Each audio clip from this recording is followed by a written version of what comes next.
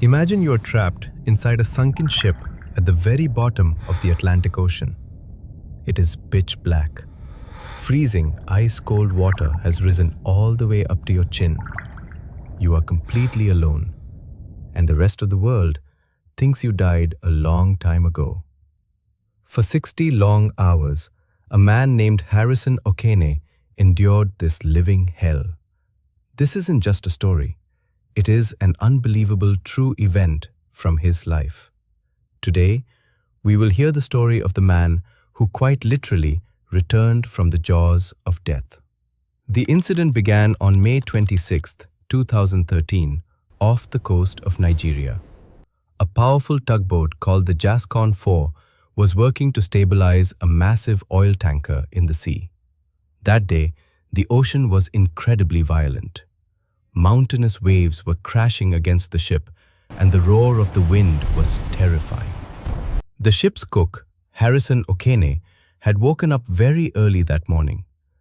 Just as he went to the bathroom to get ready for the day's work, everything turned upside down in an instant.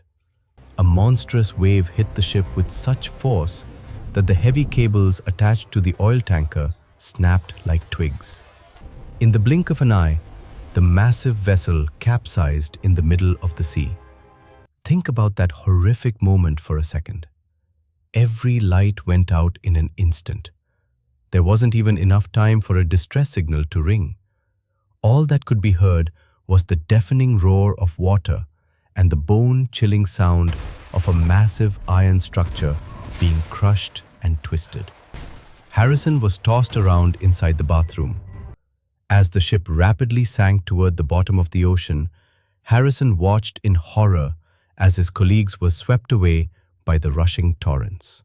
Somehow, he managed to scramble out of the bathroom and grope through the darkness to find a way. Everywhere was ice-cold water. Finally, he reached a small office space at the very end of the ship. When the vessel finally slammed into the seabed 100 feet below, Harrison was somehow still alive. Harrison was alive, yes, but he was inside a living grave. The room was barely 4 feet high. The water inside was waist deep and freezing cold. He was wearing nothing but his underwear. In that pitch darkness, his sense of hearing seemed to sharpen intensely. He could hear the steel walls of the ship groaning under the immense pressure of the ocean water.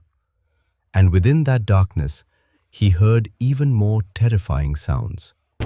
Sharks or large sea fish had entered the ship through the broken windows. Every time he heard the slightest movement in the dark, it felt as though death was closing in on him. Every moment spent there was like a battle. He was 100 feet below the surface. At that depth, the water pressure is 3 times higher than on the surface. But Harrison's main enemy wasn't just the water pressure. His own breath had become a danger. As he breathed, carbon dioxide was building up in that tiny pocket of air. At any moment, he could have suffocated from the lack of oxygen. To survive the cold, he used a floating mattress and some pieces of wood to create a sort of platform. Shivering uncontrollably, he sat there and did nothing but pray to the Creator. He thought of his wife and the final moments of his life. He had no food, no drinking water, and no way to scream for help.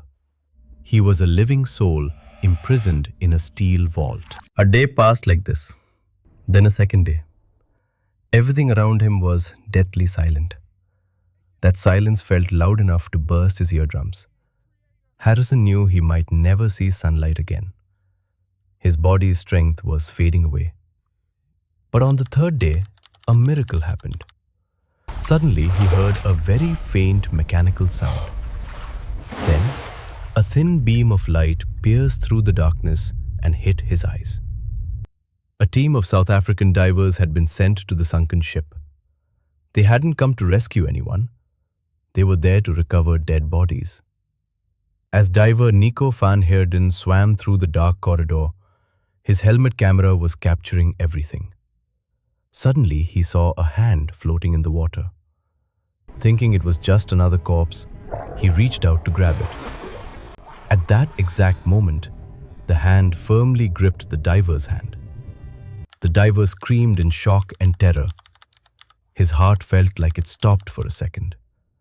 The camera footage shows that unforgettable scene. Two human hands holding each other tightly, 100 feet under the sea. Those monitoring from above via radio also started shouting in disbelief, "He's alive! He's alive!" But rescuing him was not going to be easy at all. It was impossible to bring Harrison to the surface immediately. Because he had been under intense deep-sea pressure for so long, a large amount of nitrogen had built up in his blood. If he were pulled up suddenly, that nitrogen would turn into bubbles and block his blood flow, a condition known in medical science as the bends. This could have killed him.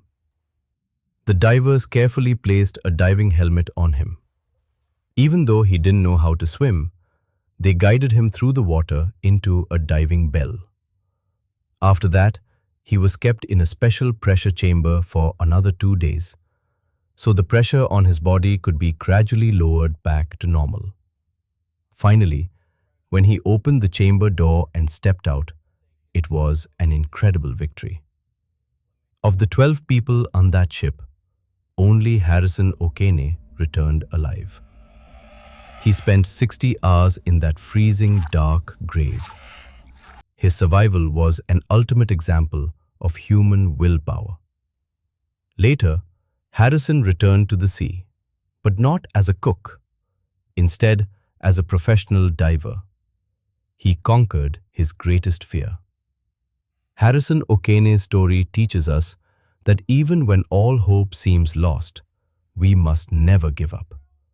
Because sometimes, even from the deep darkness of the ocean, a sign of life can be found. Harrison Okene continues to remind us today how precious life is and how infinite the human capacity for survival truly is.